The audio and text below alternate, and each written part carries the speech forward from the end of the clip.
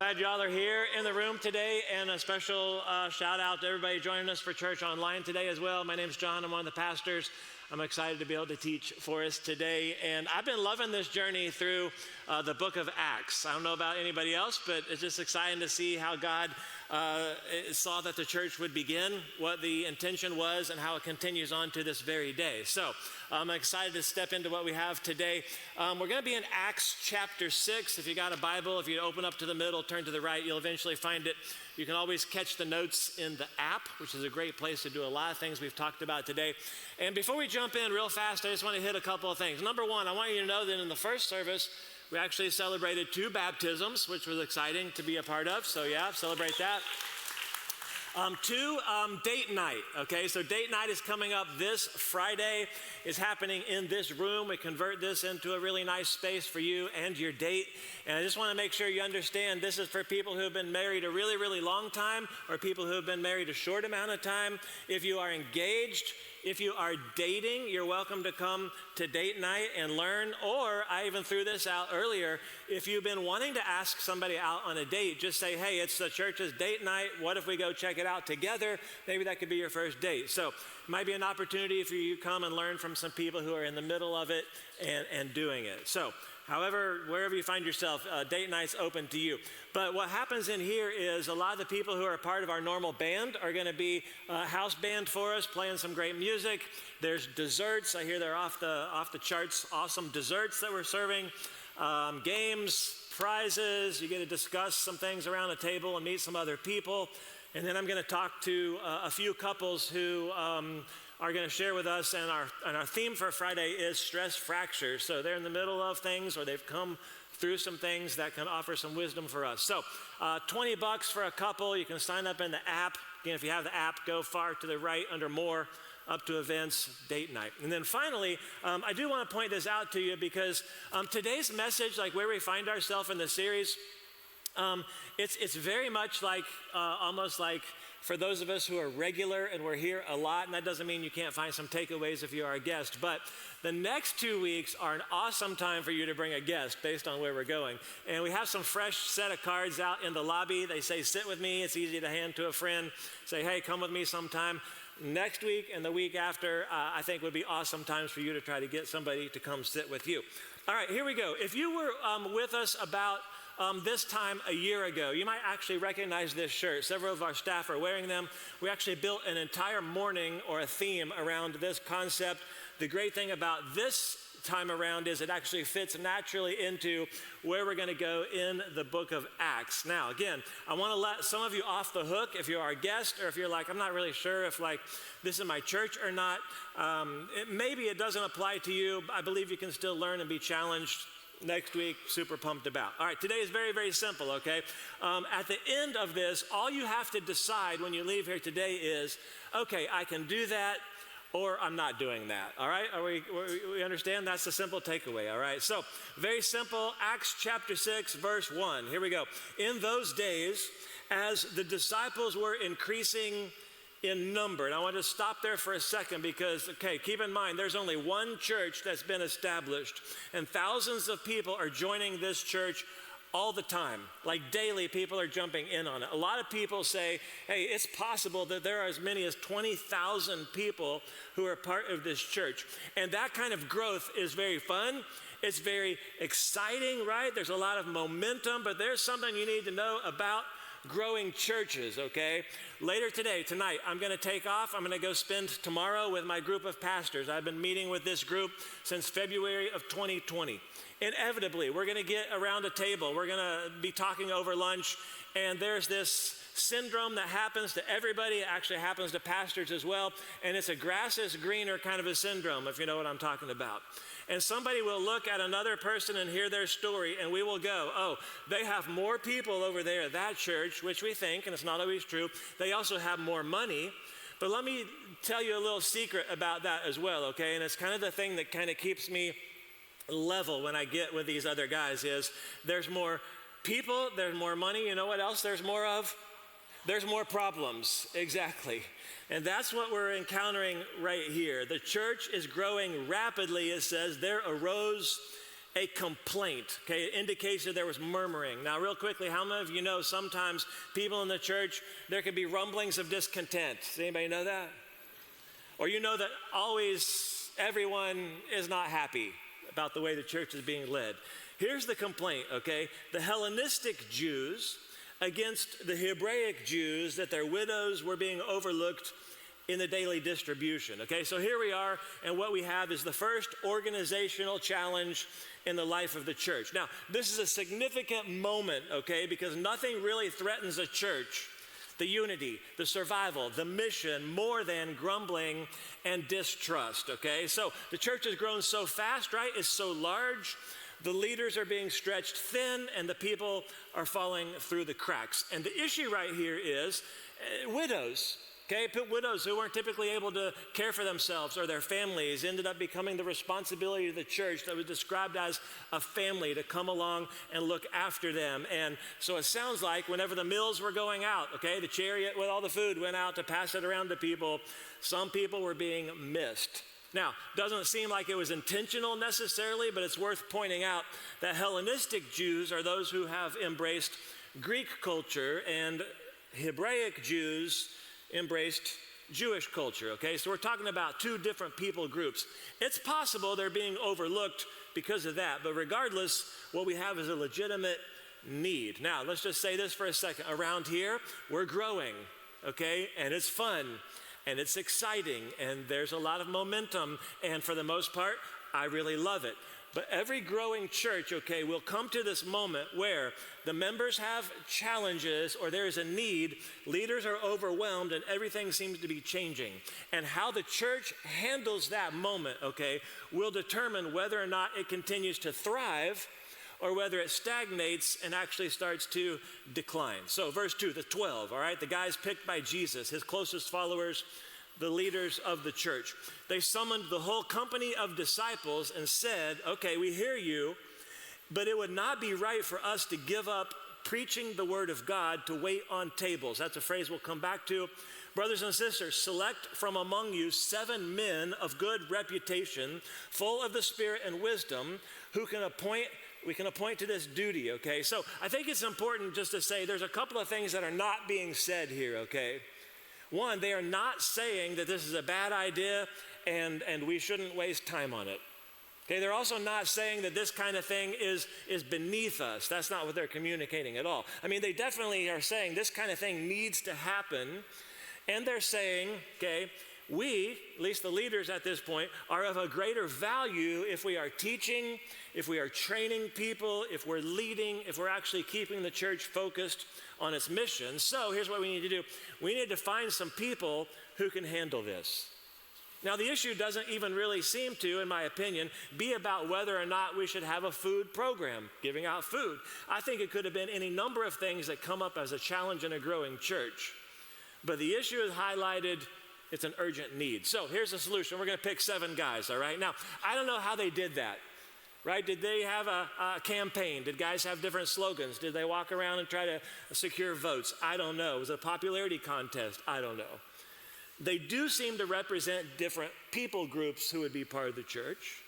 And we know they're respected. It says that. They've got decent character, and they became key servant leaders for the church. So we're going to pick some guys, all right, who can handle this responsibility. Verse 4, but we, okay, those in the leadership position, will devote ourselves to prayer and to the ministry of the word. Now, there is a whole lot, okay, that goes into the operating side of a church our size. Okay? You just think about simple things. What makes it possible for you to come in here today and you and I just to make it into this room, okay? Somebody's out there taking care of the lawn and making sure things look good, okay? Someone had to come and unlock the doors and get the lights up and running, and musicians have to have rehearsed, right? Schedules have to be made so people are in position to greet and to usher and to serve coffee, and lyrics have to be prepared to put them on a screen, and photocopies, right? Supplies, snacks, everything gets prepared. Teachers have been preparing for our kids back there. So a lot goes into the operating side of a church our size. Let me just take it for a minute from the other side that he's saying here of teaching, praying, and leading. You know, one of my primary responsibilities around here is to lead our church to fulfill its mission.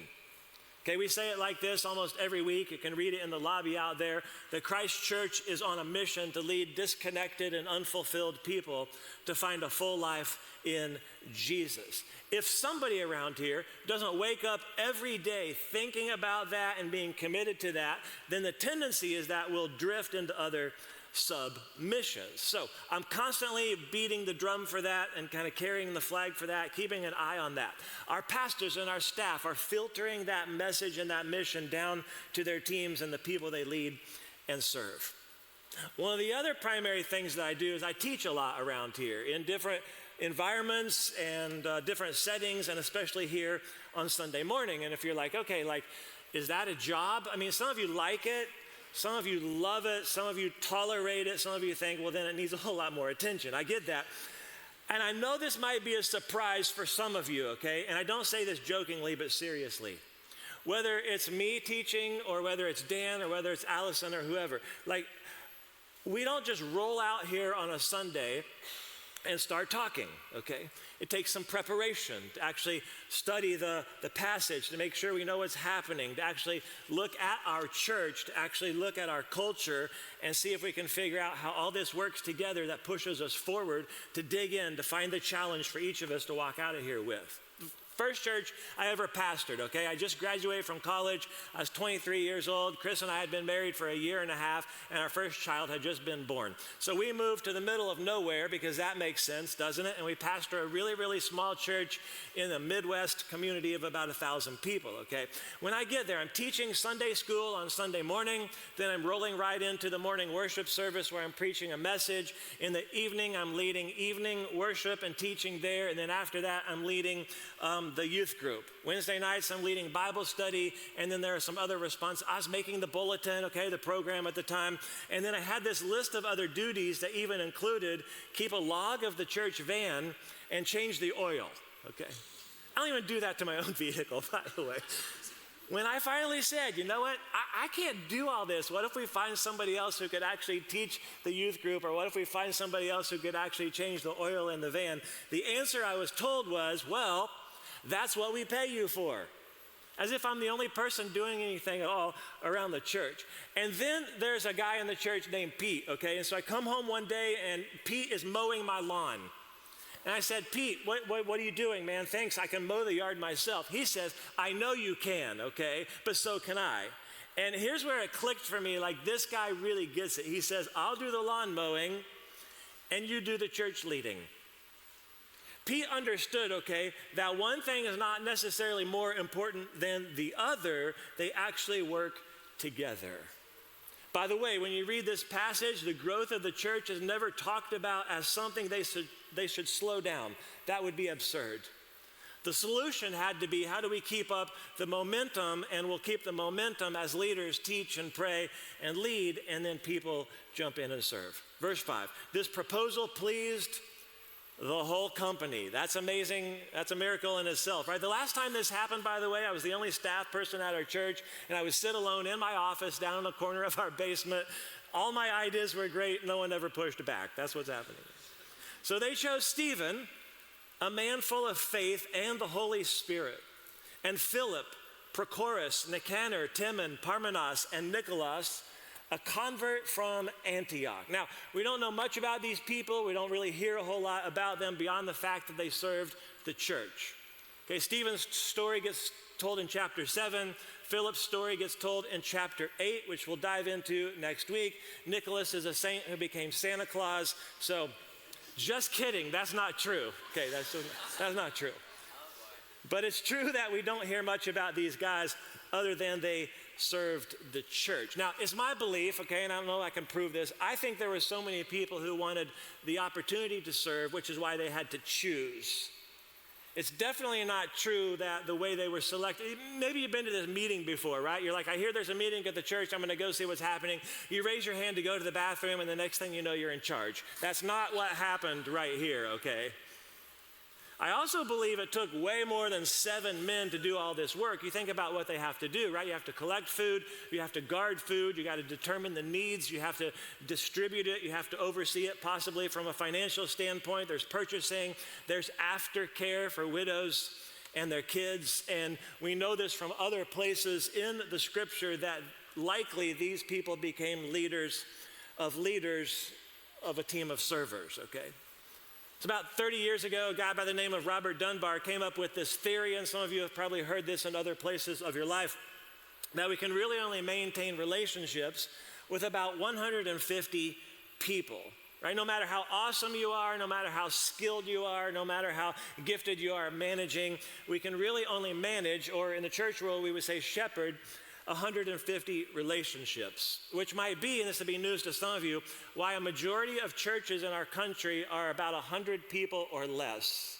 Because most people, okay, for their point of connection, go directly to their pastor, which I think is a good time to probably offer a group apology here, because as we're growing, I've had this experience frequently this year lately in our community, okay, is that I'm at a football game, I'm at the gym, I'm at the grocery store, and you're looking at me, and I'm looking at you, and I'm not sure where we know each other from or if we know each other, but you might be waiting for me to say something, and then every once in a while, one of you will say, hey, I'll see you Sunday, and then I'll go, oh yeah, I should have known that, or hey, I enjoyed service or something like that. So if I haven't said anything or I looked away, as long as I wasn't doing something stupid, it was innocent, and I'm trying to keep it all together. Listen, it's perfectly fine if you just walk over to me and say, hey, my name is, and we can go from there. So my apologies to everybody. Okay, you know the mission of Jesus was never to build a church of 150 people.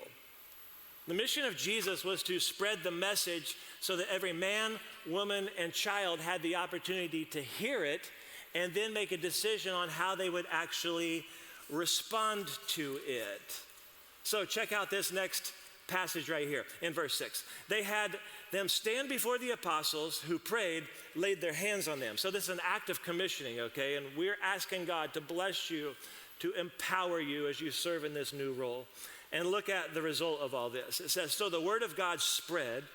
The disciples in Jerusalem increased greatly in number. And then kind of this little anecdote we won't dive into. A large group of priests became obedient to the faith. Let's bring it close to home here. Let's just talk about us for a second, okay? Christ Church. And I thought about this a lot. I asked a couple of other people, hey, what do you think about possibly doing this? And I decided to go ahead and share this with you all today. And I want you to hear how everything I'm about to say on the front end, okay? Very rarely do we ever talk about numbers of any kind around here. And there's a reason for that, okay? Numbers tell a story, but they don't tell the whole story, okay? And so I'm going to choose to give you a very, very basic view because I think it highlights our version, okay, of what we're reading here, and therefore our challenge. Are you with me? So I had Allison pull a very basic number of our attendance. It's a very thin slice, okay, for the first 3 weeks of September. And then we went back a couple of years, the last 3 years. Now, if you were with us, okay, during the mess of 2020, what do we want to call that? We literally came into January of 2021, and I stood on this stage and I said it many times. I said, okay, it is a new year.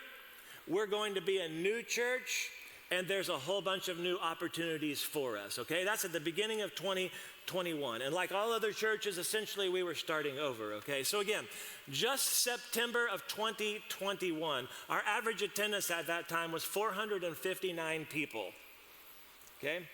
Now let's just go to 2022. So just a year ago at this time, our average was 735 people, okay?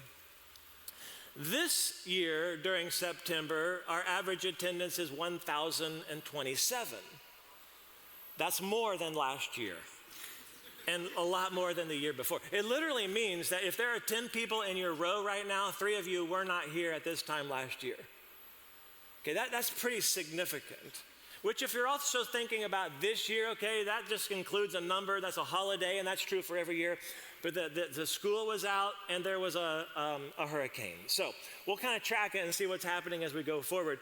But 121 people, when you see that sign out there in the lobby, just since last January, let's make it 123 now, people have chosen to follow Jesus in baptism. Okay, that's a significant number. which is the number to celebrate. Thank you for doing that correctly. Listen, that stuff is amazing. That stuff is awesome, right? It's fun. It's exciting. Everybody likes winning. But I need you to hear this. All of that is God's work. Okay, all that's God's work. I cannot remember, almost even since I've been here, but let's just say 2021, I can't remember a Sunday when I haven't walked through the lobby or been back here in the kids area where I did not meet somebody who said, hey, it's my first time. Listen, do you know how rare that is? Like, you know how significant that is and how humbling that kind of thing is? Where most churches in our country are not growing, many are actually shrinking, some of them are literally dying, but for some reason that God Almighty is entrusting us, our church, with people, here's why, right? Who we can actually display who He is, how we love one another, and how we can take care of them as they walk through these doors. Listen, we cannot drop that ball. We cannot drop that ball. It's just way too important, okay? So the key to continued growth in the first church will be the key to continued growth in this church. And I want to take us back for a minute to this little phrase in verse 2, 3 words, wait on tables, okay? That phrase, wait on tables, is what became known as simply service, okay? It simply means to take care of a need by serving someone. It's the exact same phrasing Jesus used with His disciples to say, hey, I haven't come to be served. I don't want you waiting on me. I've come to serve, and literally to wait on other people, so be like me, right? A servant is someone who waits tables. They put on their work clothes, they roll up their sleeves, and they get to work. So I really only have one takeaway for you today, but there are two choices, okay? You can choose the one that you want. Challenge number 1, okay? I'm asking you to suit up. I'm asking you to roll up your sleeves and to get to work, to say yes to serving, okay? Say yes to serving. And I'll be specific to say, which is what's happening here, serving in the church. Now, in the back of your chair, you will likely find a card that's white with red print on it. It has a ton of serving opportunities listed. At the end of the service, you can either follow that link and get connected to serving, or you can go outside to the white tent and speak directly to some people. But I just want to highlight a couple of areas of need, okay? Parking cars. At the end, I'm going to highlight all the areas, by the way. Parking cars, greeting, making coffee, helping people find seats, praying with people, providing safety and security. All that stuff falls under one large umbrella team called Connections. Now, some of you know the most difficult walk you will ever make is from the parking lot to the door. The first time I ever went to see a professional counselor, I literally sat in my car for 15 minutes deciding, am I really going to walk in there? People do that every week around here. They sit in the parking lot going, I don't know. Whatever we can do, okay, to make that less intimidating, a little bit more pleasant, a little bit more welcoming, so that, okay, people have a chance to hear the message in here, experience a change in their life, and potentially meet Jesus. I don't think it takes a special gift to park cars. Maybe to make coffee. Anybody with me on that one? Hey, there's a team of people, okay, right now seated around you and stationed throughout the building that makes this perhaps the most secure and safe place in the entire county between 8 a.m. and 1 p.m. They're serving in that capacity, right? I get a text every Saturday from our team leader who says, hey, when you're standing on stage, to your left, in the middle, to the right, in the back, and in the front, these are the people who are watching you and watching everyone else. That's kind of a comforting thought, to know there are people who are serving, okay, in that area, making it safe for us. Since adding our third service this year, that means an additional opportunity, 3 times the serving opportunities. Let's talk about students. If Dan was up here making this appeal, I think he would say it this way. Has there ever been a time in your life, okay, that you needed somebody to come alongside of you in the middle of the confusion and the chaos and the questions and the pressure and the things that you were trying to figure out more than when you were in middle school or high school? Someone who could say, hey, I just want to encourage you. I love you. I want to point you to Jesus. And let me tell you how simple this can be. And he kind of referenced it a second ago. To simply open up your house on a Wednesday night as a place for students to meet. That's it. Chris and I have been doing this a little bit this year for sixth grade. Sometimes we unlock the door and we hide. That's all you have to do, okay?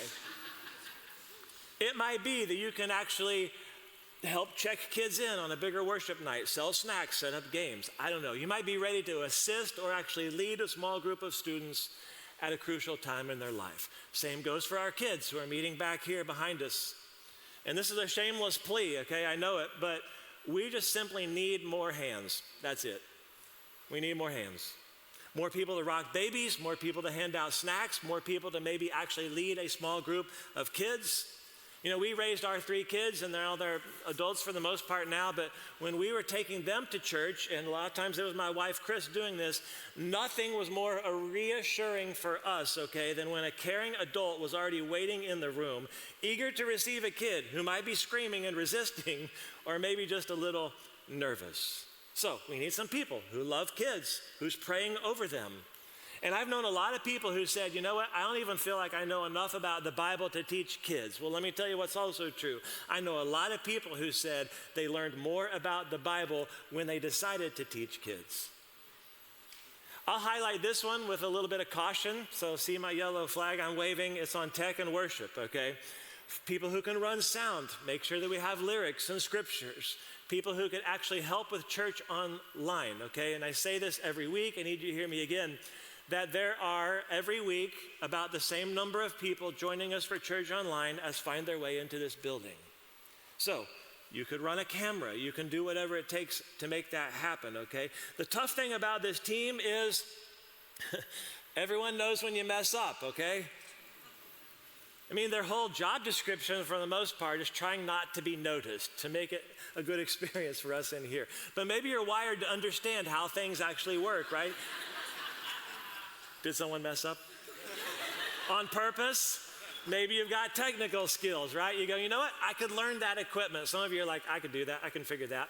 And now I'm going to proceed with caution here. When it comes to singing and playing, okay, this is not an area that you can just join because you're willing, okay?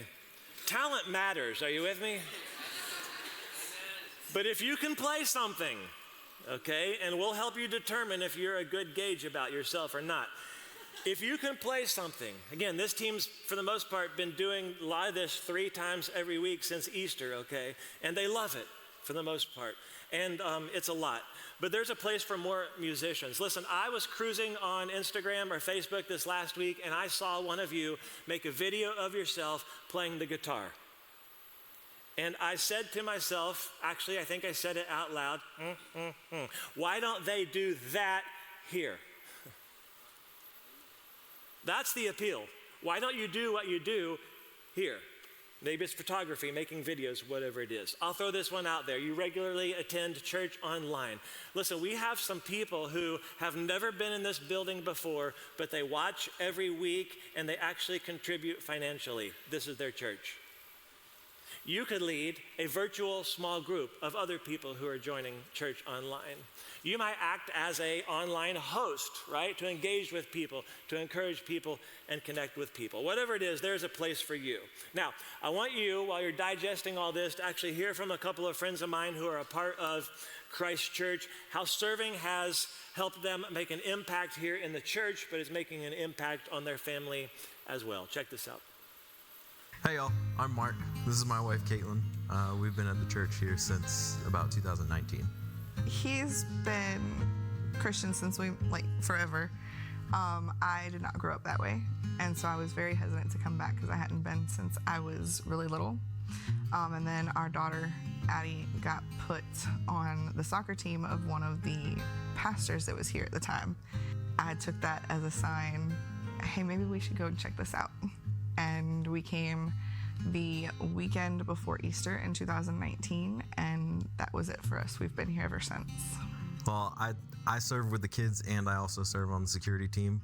I enjoy the security team because I know that a lot of people come to places like this with a little bit of worry nowadays, and having the security team here I'm sure helps a lot more people be more comfortable to come here. I serve back in the elementary area. I've served in preschool as well, but I've been back in elementary for almost 2 years now. And I just started helping to lead worship back there, and it is my favorite thing to do. I love being with the kids and helping them to learn and grow in their relationship with God, and just watching their faces light up when they learn something new and realize that they're understanding more and growing.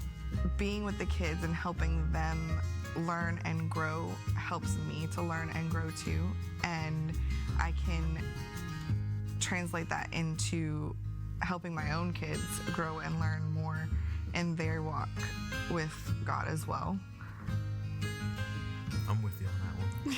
Our daughter serves in the preschool as well, and our son is still too young to serve in too many areas, but he helps out wherever he can. And so when we serve together, I feel like it brings us closer and we're together more.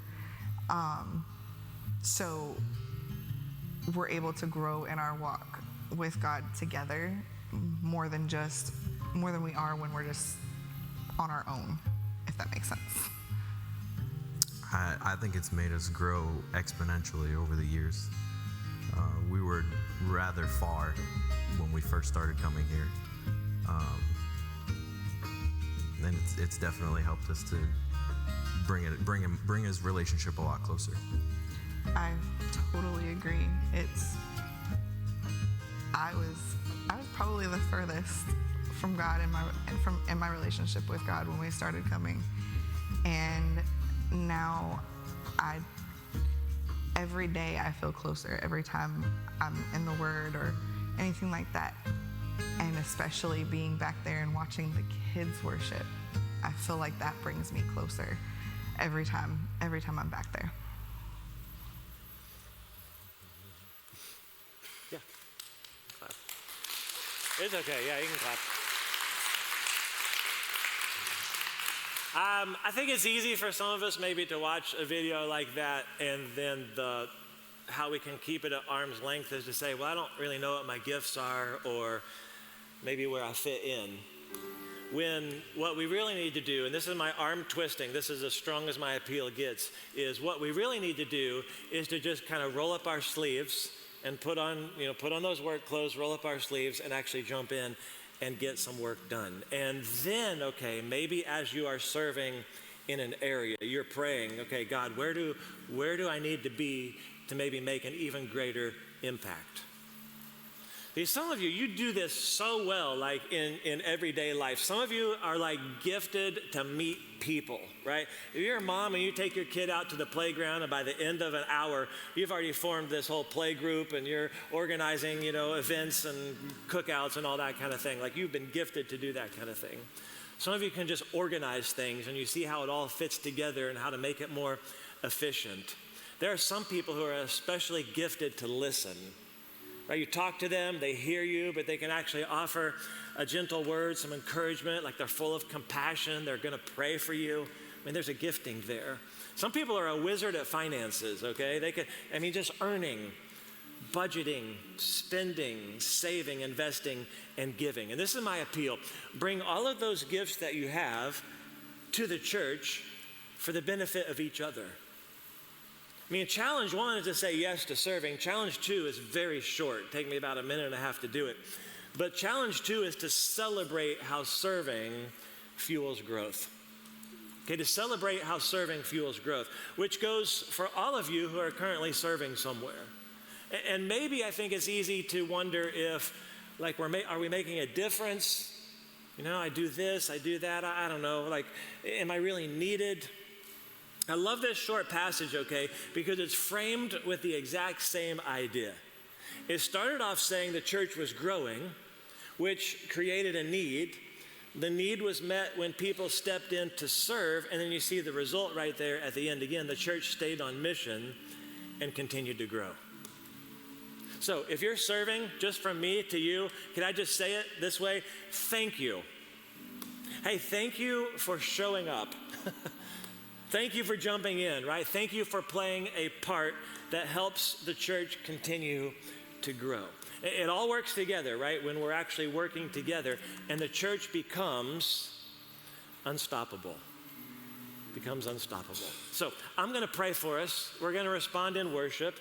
You can just talk to God about how you would choose to respond today. And challenge 1 or challenge 2, right? Say yes to serving, to celebrate how serving fuels growth. Lord, today we say thank you for these things. God, thank you that there is a story. There's some history that we can look at that just presents a challenge. And God, today we just want to say thank you for what we're experiencing here as a church. God, thank you that most times it's fun and it's exciting and it's great to be a part of what's happening around here. And God, we know that that is your doing and yours alone. And God, I want us to be a church who's going to handle that with so much care. God, to take the responsibility of introducing people to you. So God, I just pray for more of us to jump on board, maybe to just say, hey, I'll do whatever it takes right now and I'll figure it out as I go. But God, I would pray for many, many more people to jump in and serve so that the church continues to grow. And we're going to pray these things today in your name. Amen.